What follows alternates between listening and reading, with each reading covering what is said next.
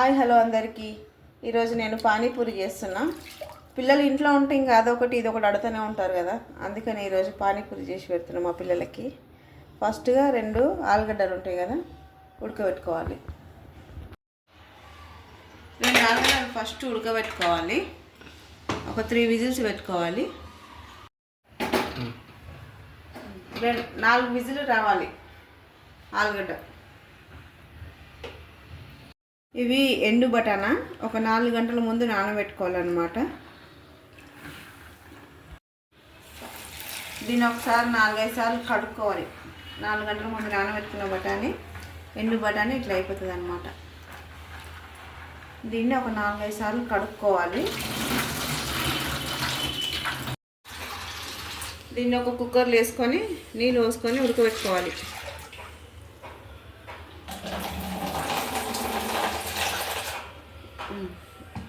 ఇది కూడా ఒక 4-5 విజిల్లు 4-5 విజిల్లు, ఒక 6 విజిల్లు పెట్టుకున్నా పర్వాలేదు.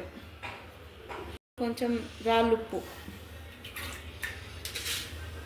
రుచికి తగ్గ ఉప్పు వేసుకోవాలి. ఇప్పుడు ఏం చేయబోతున్నామంటే, ఇలా స్టవ్ వెలిగించుకొని ఈ కుక్కర్ని ఈ విధంగా పెట్టుకోవాలి. నువ్వు ఇందులో 6 విజిల్లు రావాలి నువ్వు కుక్కర్కి, సరేనా? ఆ విధముగా ఒక కుక్కర్ ఈ పక్క, ఒక కుక్కర్ ఈ పక్క పెట్టుకుంటే మనకేంటంటే పని తొందరగా అవుతుంది. ఇంకేం లేదు కదా, తొందరగా అయిపోతుంది పని. కుక్కర్ పొయ్యి మీద పెట్టుకున్నాక ఇప్పుడు మనము పానీ రెడీ చేసుకుందాము. చింతపండు బాగా కలుపుకోవాలి. బాగా అంటే బాగా ఇట్లా ఇలా ఇలా ఇలా ఇలా నీళ్ళ మాదిరి కలుపుకోవాలి. కలుపుకున్న దాన్ని ఇట్లా ఉడగట్టుకోవాలి. చింతపండు చాలు, ఎక్కువ వేసుకుంటే కూడా పుల్లగా అవుతుంది. చాలు, కొంచెం ఇగో ఇట్లా ఈ క్వాంటిటీ తీసుకోవాలి. 3 పచ్చిమిర్చి వేసుకొని దంచుకోవాలి.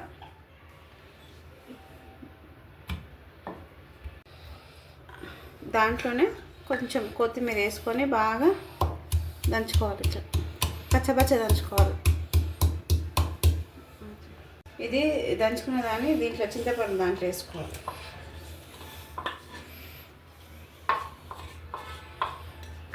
వేసుకొని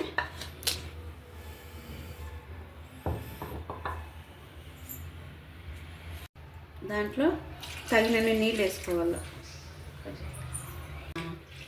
నీళ్ళు వేసుకోవాలి. ఇంకా ఆ నీళ్ళలోనే తగినంత ఉప్పు వేసుకోవాలా.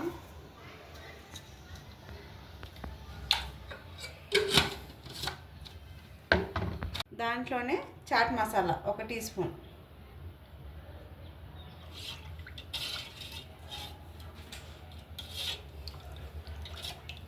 బాగా కలుపుకొని కొంచెం ఉప్పు కలిసిందా లేదా చూసుకోవాలి. తక్కువైంది, 1 తక్కువైంది. అదే కొంచెం చాలు. అంతే అండి, పానీ రెడీ అయిపోయింది. ఇప్పుడు మసాలా ప్రిపరేషన్ చూద్దాం.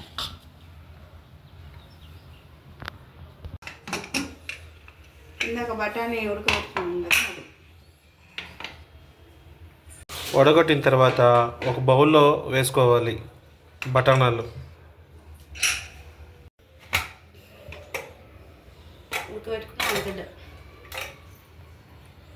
బంగాళదుంప,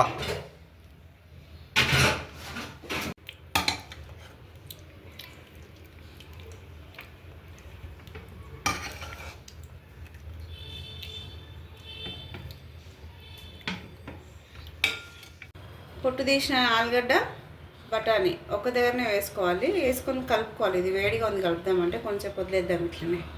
అంతవరకు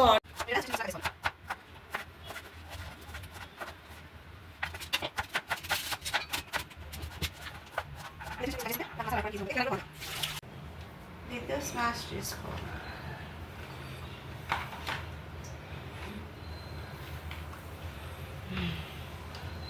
స్మాష్ ఇప్పుడు ఇది పక్కన పెట్టేసి చేతితో కలుపుకుందాం, ఈజీగా ఉంటుంది మనకి. దీంట్లో కొంచెం సాల్ట్. ఆల్రెడీ పానీలు వేసుకున్నాం కాబట్టి కొంచెం తక్కువనే వేసుకోవాలా. ఇది పింక్ సాల్ట్ తొందరగా కదా, దాంట్లో ఉప్పు ఎక్కువ రాదు. దాంట్లోనే కొంచెం చాట్ మసాలా వేసుకొని బాగా కలుపుకోవాలి. దాంట్లోనే ఆనియన్స్,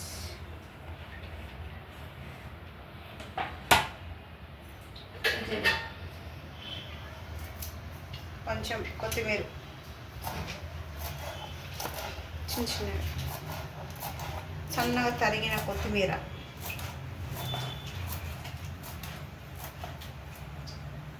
కడిగి వేసుకోవాలి. వేసుకున్న తర్వాత బాగా మిక్స్ చేసుకోవాలి.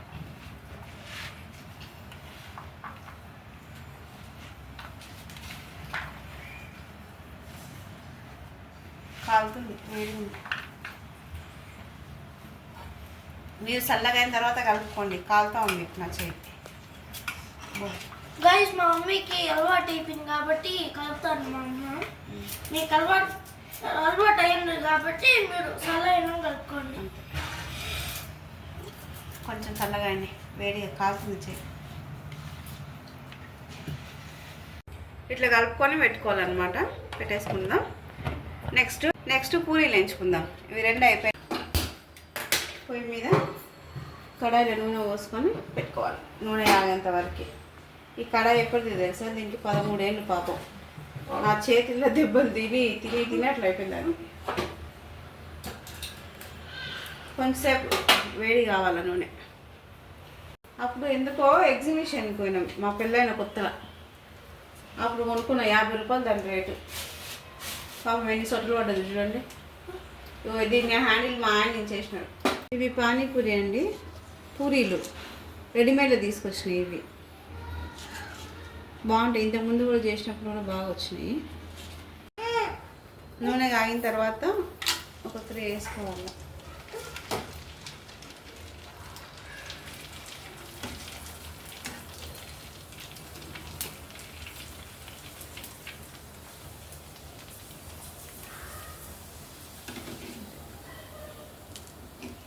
ఇట్లనే అన్నీ వేయించుకోవాలి. ఇక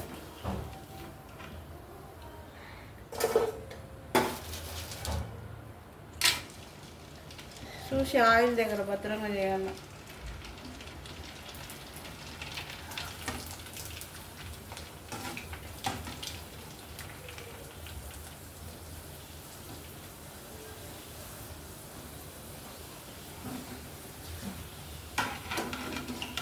అంతే అండి, ఇట్లా వేయించుకోవాలి నూనెలో. పానీపూరి రెడీ అయిపోయింది. మావాడు చిన్నోడు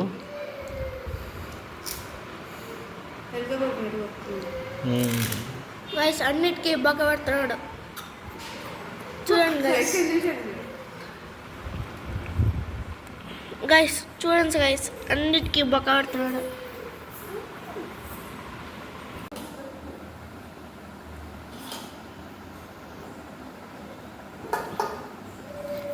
మా పెద్దోడు టేస్ట్ చేస్తున్నాడు ఇప్పుడు.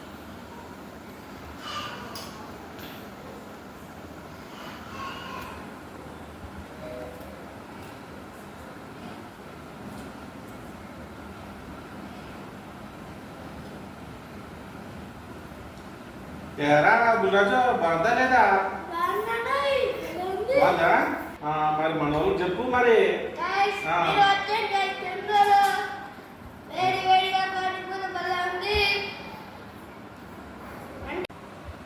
ఎలా మనం చెప్పేద్దామా వాళ్ళకి? ఇక